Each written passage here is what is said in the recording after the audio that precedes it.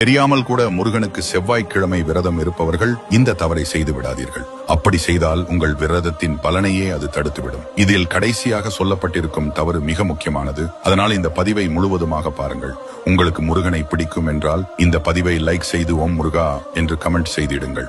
முதலாவதாக, செவ்வாய்க்கிழமை விரதம் இருப்பவர்கள் அந்த நாள் முழுவதும் உப்பு சேர்த்த உணவை தவிர்ப்பது மிகச் சிறந்தது. இரண்டாவதாக, அன்று செவ்வாய் கிரகத்தின் ஆதிக்கம் உள்ள நாள் என்பதால் மனக்கட்டுப்பாடு மிகவும் அவசியம்.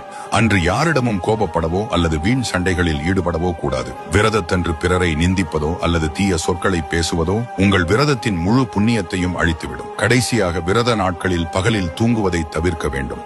சாஸ்திரப்படி விரதம் இருக்கும்போது பகலில் தூங்கினால் அந்த விரதத்தின் புண்ணியம் உங்களை வந்து சேராது. அதற்கு பதிலாக முருகனின் நாமமான ஓம் சரவணபவ் அல்லது கந்தசஷ்டி கவசத்தை பாராயணம் செய்யுங்கள். பகலில் விழிப்புடன் இருந்து இறை சிந்தனையில் இருப்பதுதான் உண்மையான விரதம். இந்த தவறுகளை தவிர்த்து முறையாக விரதம் இருந்தால் பன்னிரு கை முருகன் உங்கள் வாழ்வில் அனைத்து வெற்றிகளையும் தருவார்.